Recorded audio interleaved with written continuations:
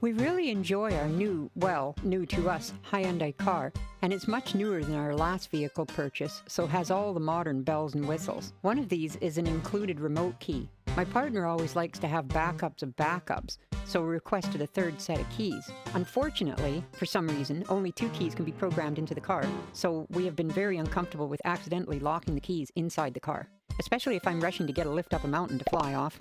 You get forgetful. This project just gives us something to fall back on. It's an emergency unlocking mechanism that uses a vibration sensor to enter a code and unlock the doors without a key. A multiple-digit code tapped on the door will unlock the car.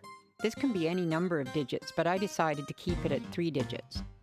The program was easy enough, but required some testing and a special sleep routine, which will stop batteries from getting drawn down. After a minute, the processor goes to sleep, only consuming a couple of milliamps on average, or about the equivalent of a flashing LED.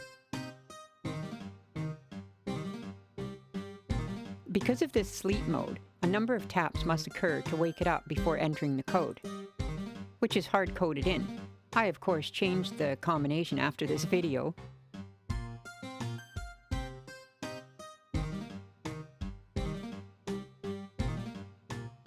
As you can see in the schematics, it's pretty simple. The piezo inputs directly into the ADC0. I didn't bother with an amp, as it certainly didn't need it. Once the combination is valid, the output to the transistor turns on the relay for a quarter second, which switches the unlock. The relay isolates the car's BCM module, so no issues can occur. The program will reset for each digit of the combination after 1 second, and those digits are loaded to an array. That array is checked after a 3-second period of no more input, and if it matches, unlocks the doors. There's absolutely no way this could occur by accident. Well, maybe a 0.000000001% chance, very unlikely. About the same as a safe opening from an earthquake dialing in the exact combination.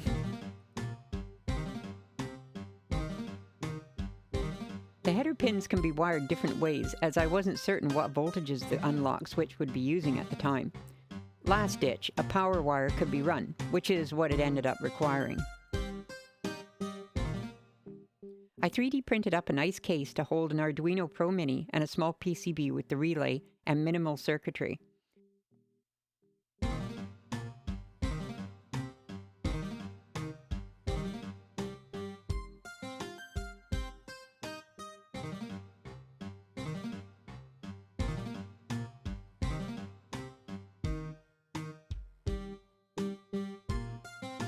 The PCB also mounts the 16-pin box header connector, so it can be removed easily. Unfortunately, I forgot to get a picture of inside the box, but here it is ready to go in. Time to install this puppy.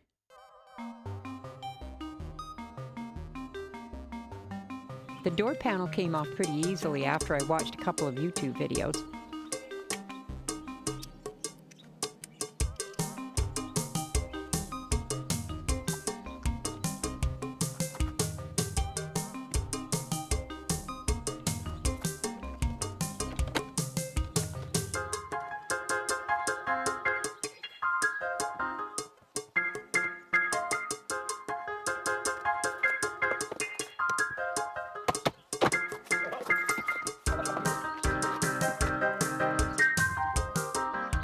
Underneath is the dust shield stuck on with Permatex. Thankfully it's hot today, so it'll come off easily. The speaker is riveted in place, so plan A isn't going to work. There's an access through the side impact sensor hole, so the module will be shoved in through there and sit in the bottom of the door.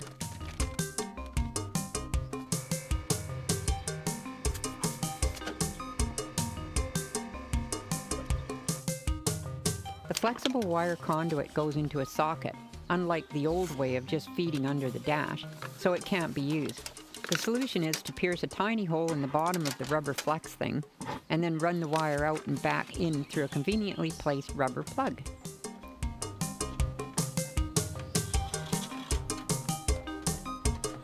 And there it is. Here's the handy rubber plug drilled out to become a grommet. Care must be taken with running these wires back and down because the window rolls down this track. So which pins to connect to the relay? The diagram shows unlock is on pins 5 and 12, so I'll short them to test. Hope it's not the airbag. Yep, those are the ones. And one more time just for fun. I like to strip off a slice without actually cutting the wires, then twist and solder them. That way the position and length isn't changed. So the yellow wires from the relay attach to these wires.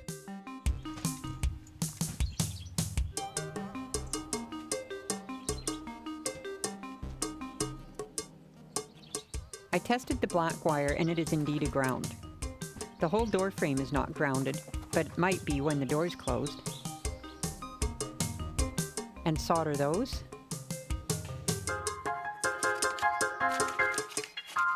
The window is rolled down to make sure nothing interferes with it. The wires will run along the hole, held in place with Gorilla Tape.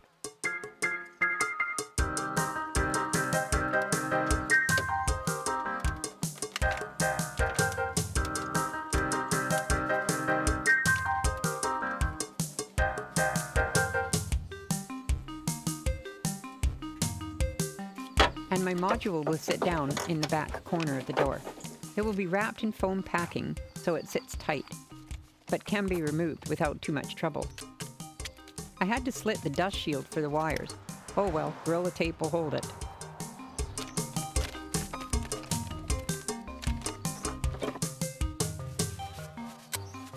Wrapping it in foam seems the best way to keep it in place.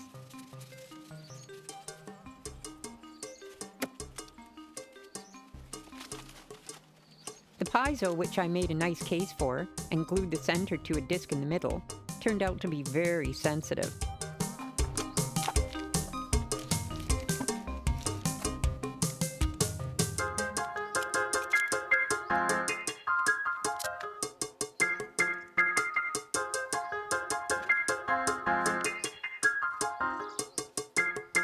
I planned to mount it on the outer skin of the door, and thought I was.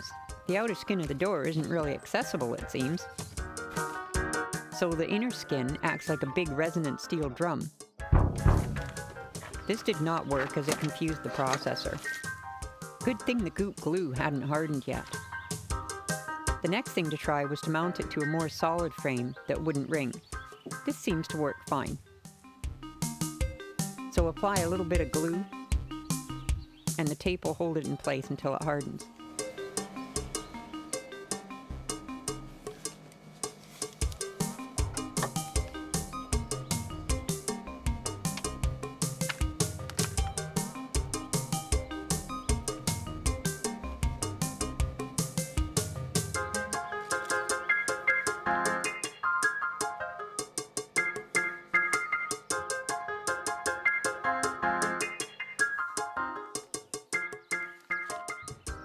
With the computer hooked up and temporary power, we can see that it does in fact work.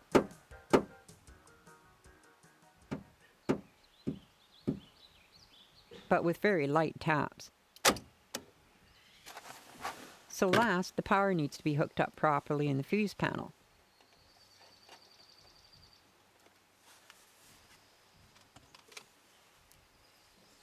I tried this, but fuses are no longer solderable, which was a surprise. It was just soldered to the plastic.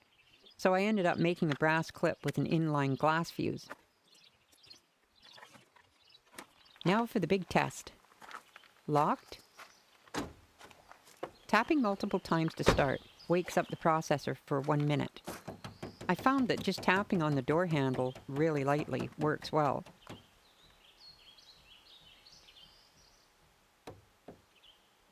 I hope this gives you some ideas on what to do about this situation.